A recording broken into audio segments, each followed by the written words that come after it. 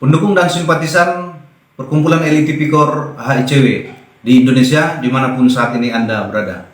Kembali berjumpa dengan kami dalam acara Ku Bersih, ya, kupas berita korupsi dan hukum. Salam pencegahan dan pemberantasan korupsi di Indonesia. Kali ini kita akan membahas sebuah berita yang baru saja berita baru ya, diberitakan oleh Medan Post Online ya. Medan Post ini salah satu media, dulunya media cetak, sekarang ini juga ada online-nya. Salah satu media yang dapat dikatakan tertua ya di Sumatera Utara. Ini wartawannya bernama Tuah Armadi Tarigan ya. Senin 22 Juli 2024 pukul 19:56 waktu Indonesia Barat. Jadi baru ya. Berita ini berjudul Mantan Kepala Dinas Bina Marga Bambang Pardede ditahan jaksa karena korupsi 5,1 miliar rupiah. Wah, cukup fantastis bukan? Medan MPOL, maksudnya Medan Post Online ya. Tim penyidik pidana khusus atau Pitsus Kejaksaan Tinggi Sumatera Utara atau Kejatisu menahan Bambang Pardede, mantan Kepala Dinas Bina Marga dan Konstruksi Sumut terkait korupsi peningkatan kapasitas Jalan Provinsi Ruas Persuburan Batas Labuhan Batu Utara Kabupaten Toba Samosir tahun anggaran 2021 berpotensi merugikan negara 5,1 miliar Senin 22 Juli 2024 ya. Nah, jadi ini salah satu pembangunan yang saat itu dinas ini masih bernama Dinas Bina Marga dan Bina Konstruksi ya, Sumut. Nah, setelah itu dirombak oleh Edi Ramayadi menjadi Dinas Pekerjaan Umum dan Penataan Ruang Provinsi Sumatera Utara ya. Sebelumnya sudah pernah kami kupas di dalam Ku Bersih mengenai tentang proyek 2,7 triliun ya. Itu dirubah. Saat itu si Bambang ini juga jadi korban karena si Bambang ini dicopot ya kan, dicopot diganti oleh beberapa kepala dinas berikutnya. Dan terakhir kemarin itu proyek itu akhirnya diputus kontrak. Itu udah kita bahas kemarin ya di episode yang lewat di acara Ku Bersih ini. Oke, kita lanjut. Kejatisu melalui Yos Tarigan, mantan Kasipenkum Kejatisu, membenarkan penahanan mantan orang pertama di Dinas Bina Marga Sumut itu. Selain Bambang, turut ditahan Akbar Jainuddin Tanjung ST dan Riko Menanti Sianipar ST MSI. Nah, ini Riko Sianipar ini sebelumnya juga sudah pernah ditahan Kejari Toba ya, mengenai pengaspalan juga. Oke, kita lanjut. Ketiga tersangka itu ditahan di Rutan Kelas 1 Medan untuk 20 hari ke depan, terhitung 22 Juli hingga 10 Agustus 2024, ujar Yos Tarigan yang kini menjabat koordinator di bidang intelijen Kejatisu.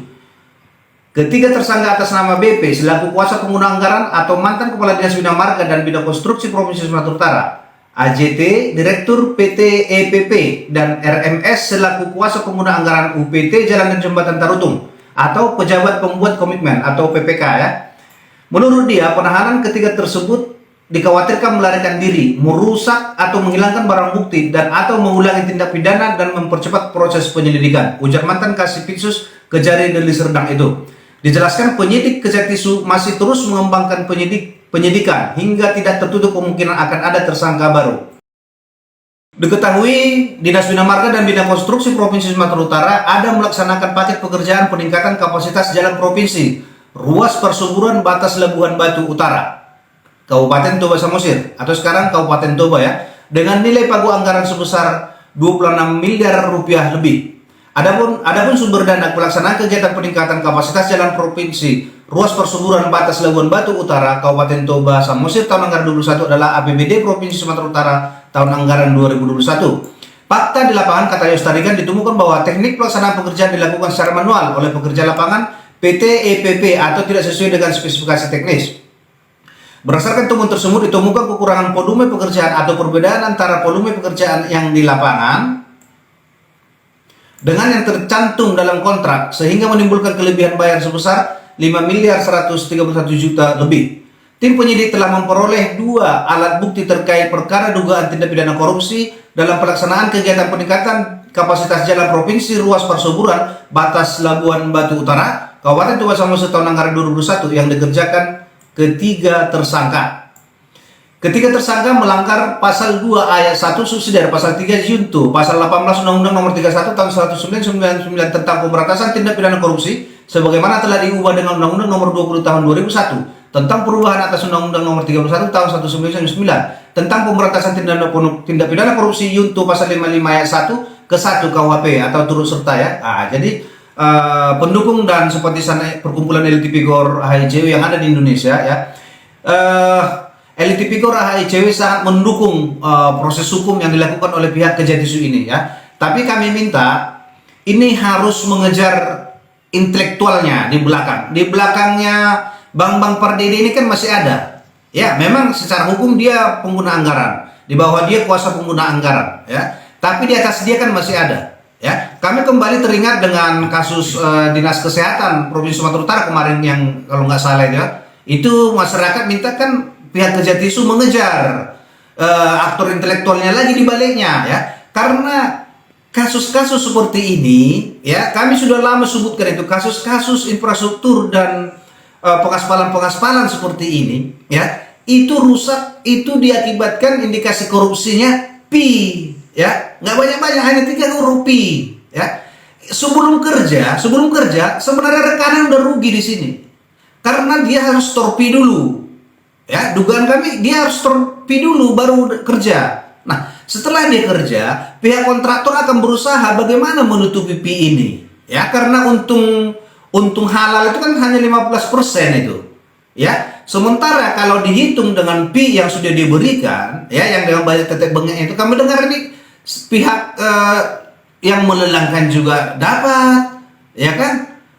Belum lagi maaf yang oknum-oknum yang mengawasi, ya kan? Ini semua turun ini, banyak yang mengawasi turun ke lapangan ini, ya kan? Tapi kenapa harus yang ini saja yang terungkap gitu, ya? Tapi yang pertama juga kami kemarin salut itu dan dukung itu waktu Pak Pasaribu kalau nggak salah waktu Kejari di Kabupaten Toba ya, yang memproses indikasi korupsi infrastruktur pengaspalan jalan itu ya. Ini kami kembali kasih dukungan kepada Kejatisu untuk membongkar praktek-praktek korupsi seperti ini, dan kami sarankan jangan hanya menggunakan ini pasal 2 dan pasal 3 ini ya, supaya dia bisa menjerat rekanan ini kan misalnya secara pelaksanaannya di lapangan kan ada ahli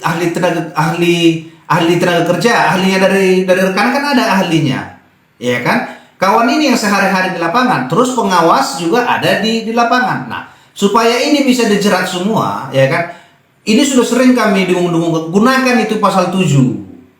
Ya kan, pasal 7 itu tentang perbuatan curang, ya kan? Perbuatan curang yang dilakukan oleh oknum rekanan dan adanya pembiaran yang dilakukan oleh oknum pengawas, konsultan supervisi, PPK dan segala macamnya, ya, supaya banyak mulai dijerat, ya kan? Kami rasa kalau pasal 2 dan pasal 3 ini itu diambil di atasnya PPK, ya kan, bisa menjerat oknum kepala dinas, bisa menjerat di atas oknum kepala dinas.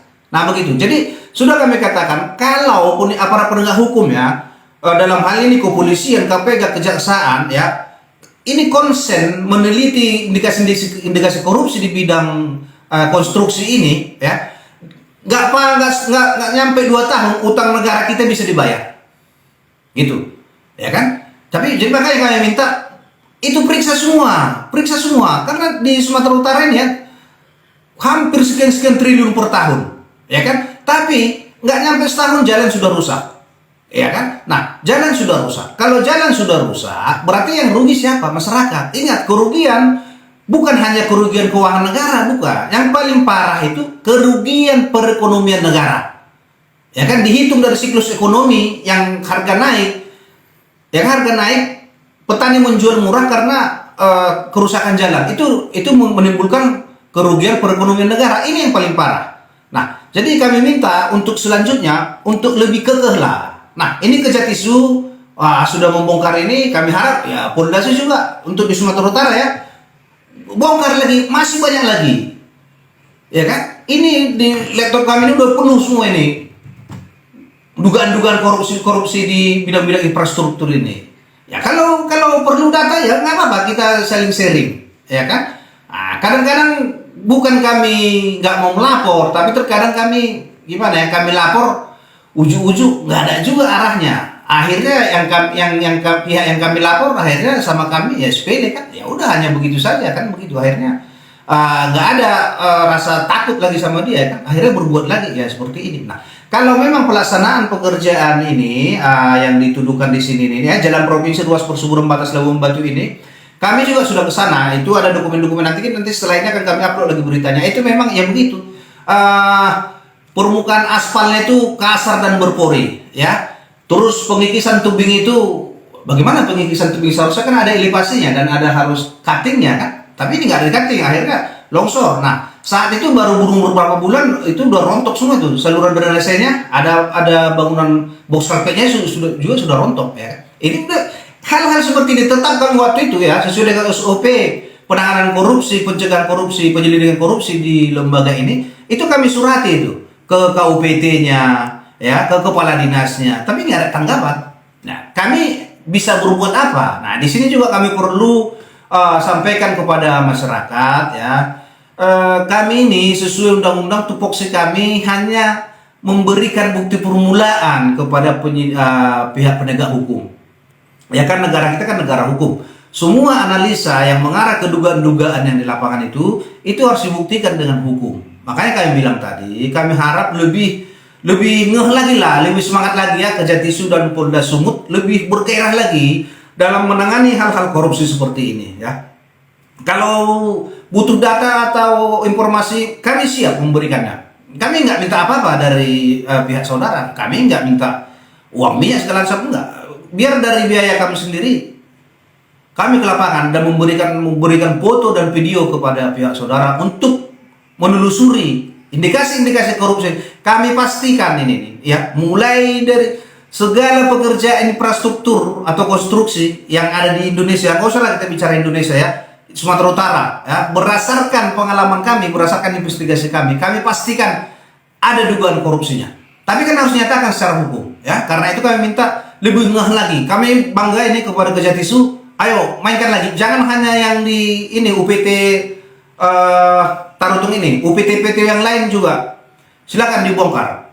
Oke. Nah, jadi demikian beritaku bersih pada malam hari ini kepada pendukung dan simpatisan dari Perkumpulan Elit TV Gora HCW. Salam pencegahan dan pemberantasan korupsi di Indonesia.